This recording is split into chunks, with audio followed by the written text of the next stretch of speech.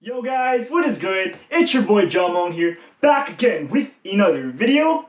And today, we're gonna go over 5 sneakers that I regret purchasing.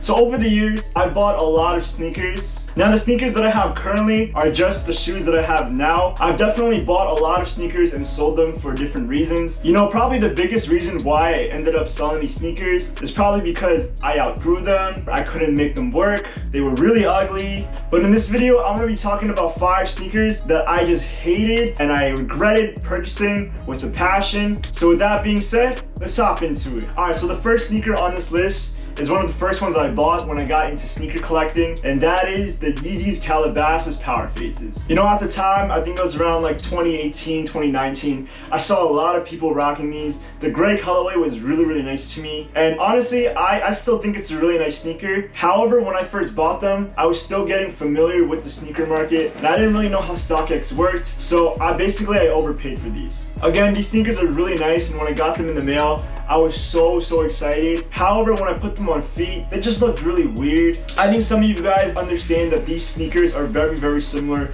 to the Adidas Continentals. I really didn't like how slim these sneakers were. They have a very weird shape to them in which they're kind of like wide on the mudguard area, and then they kind of slim in once you reach the midsole. So these sneakers basically looked really weird every time I wore them. These were one of the first sneakers that I listed for sale once I started reselling my used shoes, and it took a while for these to get sold. Honestly, in the end, I did take quite a bit of a loss. I just really wanted these out of my wardrobe, and yeah, ever since then, I don't think I can really go back to these. While they technically are a Yeezy, I would just say, you know, it's a lot better to just either buy a pair of Adidas Continentals, the regular Power Phases, or even the Reebok Club C's, which are very similar in my opinion. So here we have it at number 1 on this list, the Yeezy Calabasas Power Phases. Alright, the next sneaker that I regret purchasing on this list are the Nike React Element 87s. Now, I know I already have a pair. These are actually not the ones that I'm talking about. This was actually my second pair of React Element 87s that I copped. The first one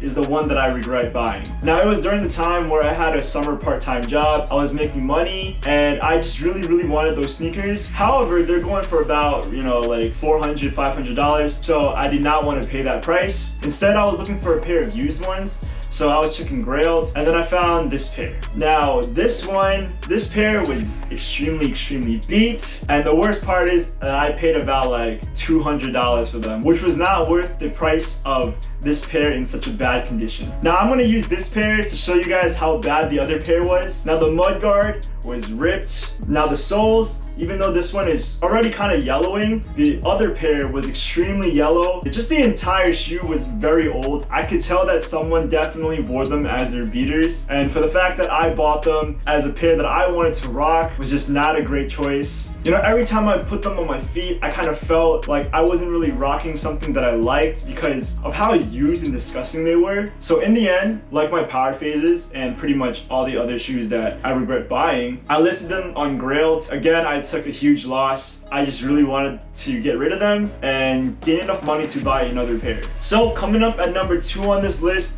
we have my first pair of Nike React Element 87s. The next pair of sneakers that I regret buying on this list are the NMD City Sock ones in the Lush Blue colorway.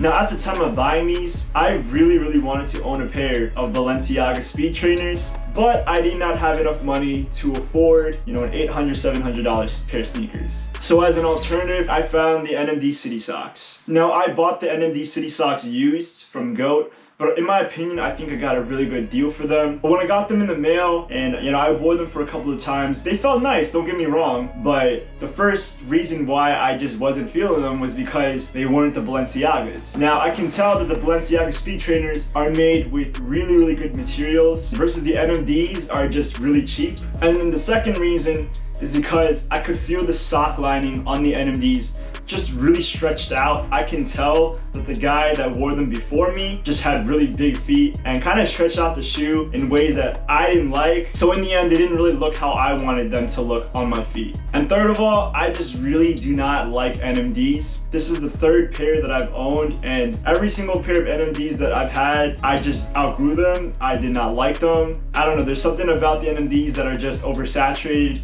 and cheap, and yeah, they're just not hype anymore. So personally, NMDs are kind of down the drain for me. Luckily, like I showed you guys in my sneaker collection video, I did find a pair of Balenciaga Speed Trainers for a really good price, and I'm happy that I did, because those shoes are a lot better than the NMD City Socks. I would take the Balenciagas any day over a cheap shoe that you could just find in the outlets. So coming up at number 3 on this list, the NMD City Sock ones. Coming up at number 4 on this list, we do have the Nike Sakai Blazers. Now, I did an unboxing video of this shoe about like 2 years ago. I saw how popular the Sakai LD waffles were. You know, I really wanted a pair, but they were also kind of expensive. So I saw that the Nike Sakai Blazers were a lot cheaper. Now, don't get me wrong, I still think the Nike Sakai Blazers are a pretty nice concept. I do like the look of it, but when I put them on my feet, they were just really chunky and they looked weird, almost like a pair of boots. I felt like the Nike Sakai Blazers did not match my aesthetic, and I only wore them about 2 or 3 times until I just told myself I gotta let them go. But again, these were another pair of sneakers that took forever to sell, and then I ended up taking quite a bit of a loss on what I paid for them. Luckily, I do have another pair of Sakai's now. I have the Sakai Fragment LD Waffles collab, and yeah, I think they're just a lot better than the Blazers. So coming up at number 4 on this list, the Nike Sakai Blazers, a sneaker that I will never buy ever again. And the final shoe we got on this list is a pair of sneakers that I never showed you guys, and that's because at the time I stopped making YouTube videos, and that is the Nike Dunk Spartan Highs. At the time, Dunks were extremely popular, and I thought this green colorway was extremely clean. I also heard a lot of rumors that Dunk Highs were very similar to Jordan 1s, so I wanted to give it a try. I bought this pair from a seller in one of the Facebook groups that I'm in, and honestly, I think I overpaid. Right now in the market, they're going for nowhere near what I bought them for. So when I got them in the mail, I thought they were extremely clean, and I was excited to wear them. And after the first wear,